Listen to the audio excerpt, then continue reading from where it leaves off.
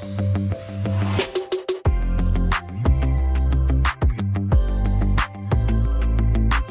guys, it's Megan, and today I'm back with another paper crafts video. If you've been here for any amount of time, you guys know I love making things using supplies that most people have at home. And I feel like, most people can find paper somewhere, hopefully. So yeah, anyways, let's just get into the video. The first project that I made this week were these mushroom beads. All you need to make these is a piece of printer paper, a ruler, a pencil, some red and white paint, a toothpick, a glue stick, and either some scissors or a paper trimmer. Okay, so first we're going to need to make a few marks on the long side of the paper. On the top, draw a line that's 6 millimeters from the edge. Then go over here to the right side of the paper and make a mark that's 3 millimeters from the edge. Connect this to the 6 millimeter mark on the left side with a diagonal line like this. Now go to the bottom of the paper and draw a line that's 1 centimeter away from the edge. Then make a mark at 10 and 20 centimeters. Here's what the paper should look like when you're done. Now cut everything out. I've said it before and I'll say it again, if you don't have a paper trimmer, go get one. It will make your life so much easier, but scissors will work fine too. Okay, so now you should have 3 pieces that look like this. Take the 1 centimeter by 10 centimeter piece and wrap it around a toothpick. Secure the end of the paper with some glue. Take this piece of paper that's a little bit wider and glue it onto the top. Then just roll it around the toothpick, just like we did before, and secure the end with some more glue. And finally, take the third piece of paper, glue it on, and roll it up like this. And once it's all rolled up, secure the end with a little more glue.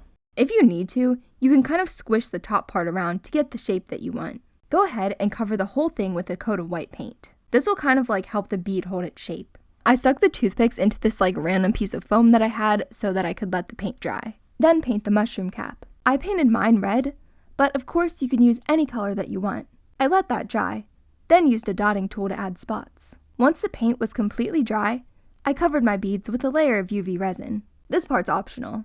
If you don't have resin, you can use something like Mod Podge or clear spray paint. But I like using resin for things like this because it makes the beads water resistant. I used a similar technique to make earrings in my last paper crafts video, and guys, I have worn these in the shower a million times and they're still fine. Once that's done, take the beads off of the toothpicks. Try to be careful when you're doing this, because the beads can kind of come apart a little bit.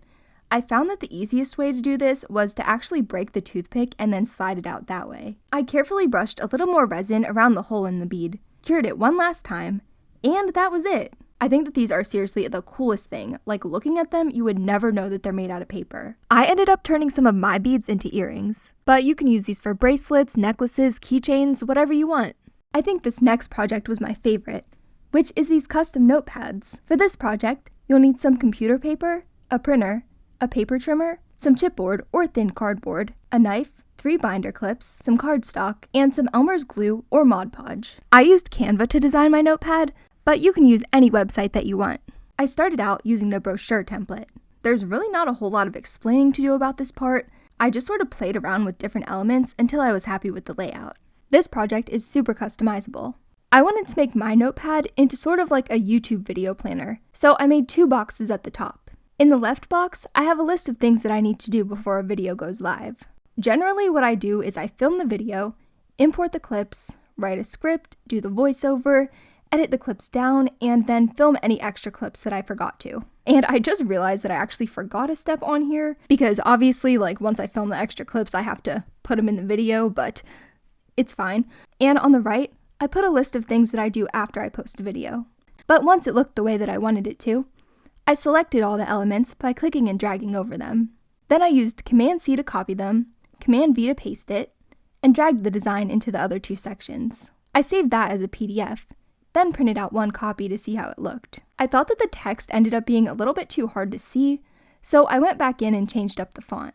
I printed about 20 more copies, then started cutting the pages. I realized that the 2 pages on the end, they kind of ended up being a little bit wider than the middle one, so I had to trim off a little bit extra on the sides. If you use the template that I linked in the description, I added marks to the sides to make it easier to see where to cut. Keep cutting them out until you have a big stack of paper like this. Take one of the pages and trace it onto your chipboard. Cut that out with a utility knife. I used a ruler to make sure that I got a straight cut. Carefully place the stack of paper on top of the chipboard and cut a piece of cardstock to wrap around the top. Put a binder clip on each side to hold everything in place. Brush a thin layer of glue over the top edge of the notepad. Put another binder clip in the middle to hold everything in place, making sure that it doesn't touch any of the glue, and let that dry for at least 10 minutes. Take the middle binder clip off and add another layer of glue. Put it back on and let it dry completely, at least for a few hours. After everything dries, remove the binder clips, and that's it. I love how customizable this is. You could definitely do something a little more decorative and add like characters or a border to the pages. And you can make these in any size that you want. The last project that I made this week was this hanging pen holder. All you need for this is a 12 by 12 inch piece of scrapbook paper, some ribbon, and a hot glue gun. Try using thinner paper for this. If you don't have thin scrapbook paper, you can cut a square out of some wrapping paper. Or you could make a smaller version using printer paper. Flip your paper to the back and fold it in half. Open it back up and fold it in half the other way. Open it up again and fold it into a triangle shape like this. Bring the bottom points of the triangle up to the top point, creating a diamond shape. Flip it over to the back, then fold the top two edges into the middle like this. This part might be a little bit tricky, so just take your time with it. Take this part and open it up. This part is kind of hard to explain, but hopefully you can see what I'm doing. Go ahead and repeat this on the other side. Again, you just sort of squish it open like this. Now take the triangle part in the middle and fold it down. Open it back up and fold the triangle part in half. Open it up again and bring the point of the triangle down to the fold that we just made. Then you're going to fold this part down and sort of tuck it underneath this gap on the front, so it sort of looks like the center of a bow. Hopefully that makes sense. It's a little easier once you actually do it.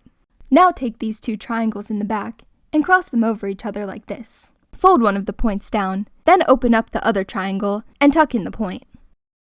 Repeat this on the other side, and now you have a basic pen holder. This next part's optional, but I flipped mine over to the back and added a piece of tape to make sure that it would stay together.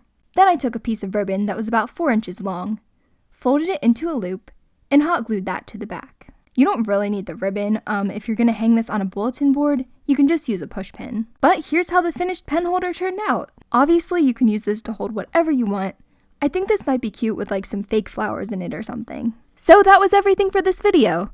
I know that it was a little bit of a shorter one this week, but I really want to start posting more in 2022 and, I tried. I did make a 4th project for this video, but I did not like it, so we're just skipping that one for now. I hope you guys are all having a great year so far. Let me know how it's going down in the comments. And yeah, so thank you guys so much for watching. I hope you enjoyed this video. If you did, make sure to give it a thumbs up and subscribe for more videos just like this one.